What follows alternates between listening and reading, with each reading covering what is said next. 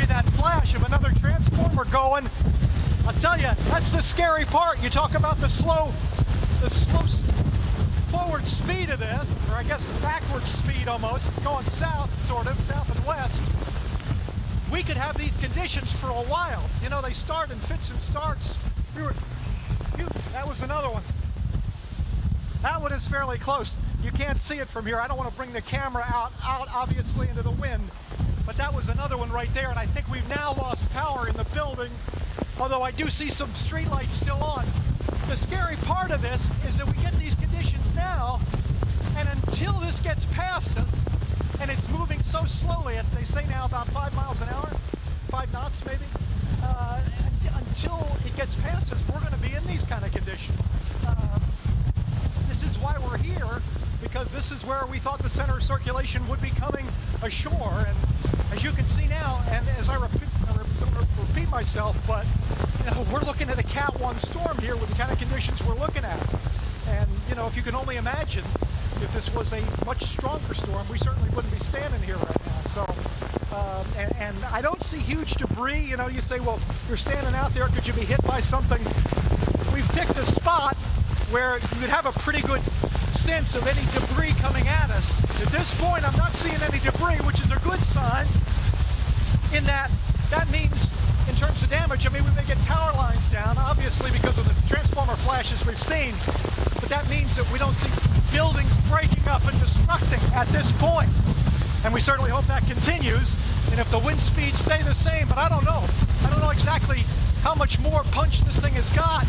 A lot of it is still out over water, which is why we're still getting this kind of rain. So we will continue to be here and see. We could be here for a while, though. Hopefully not here tomorrow.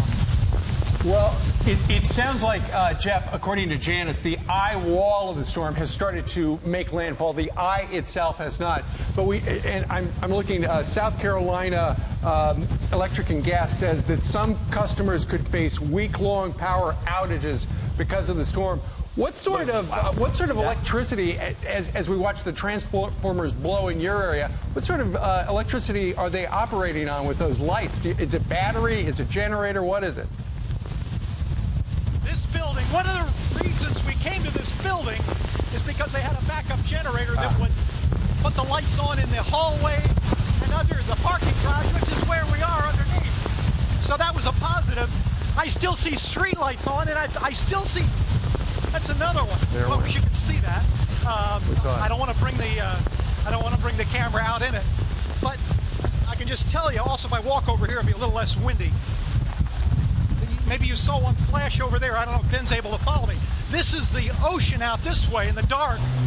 Whoa, that was a big one. Did you hear that, Ben? That was a big one over there. And now I've seen power go down to the whole northern side of Carolina Beach. I still see some power to the left here, which is south. Now they just flash back on. You know, when one goes, they go to another one, and until, you know, they get to the point where they cut it all down. But we just lost power there and it came back on. That's your warning shot across your bow, though. If you're somewhere here still and you've got power, you know, you want to have everything ready. I got a flashlight in my pocket, and it's, you know, a good idea, because when it goes away and you're done. Jeff, you're in a perfect location for hurricane coverage, actually, because it looks like you're in a parking structure, and if it gets really windy, you can go over by that concrete wall. But how close are you to the water, and at what point do they suggest that the storm surge could be a problem there in Carolina Beach? Well, here's the positive on this, is because we are still south of the center of circulation, and you know, you see the radar loops, obviously, because we are still south of it, we are getting the circulation moving off the water. We're getting it from the west. As I said, out this way is where the water is. So if you could get out there to look, and we had a report out there earlier, the wave action is actually being pushed back. As the waves roll in, the tops get chopped off because of the winds that are knocking them down. That's keeping the surge at bay. Here's the problem. When they get past us, when the storm center of circulation gets past us, then we begin to get the head-on. So we'll get head-on off the water at some point. That's when the surge issue, I'm just going to look over here again to see if I see any more. power issues.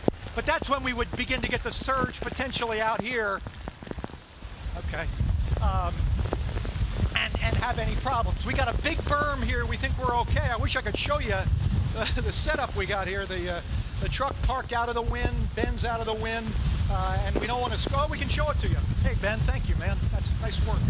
You know, you really got to be careful in these things because, you know, he's looking through a viewfinder.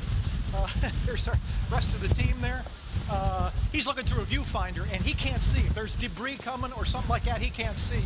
So we really want to keep him in a place. I mean, I'm looking out here. I can see maybe something coming at me. So, you know, I think we're in a pretty good position. We're not going to be harmed at all.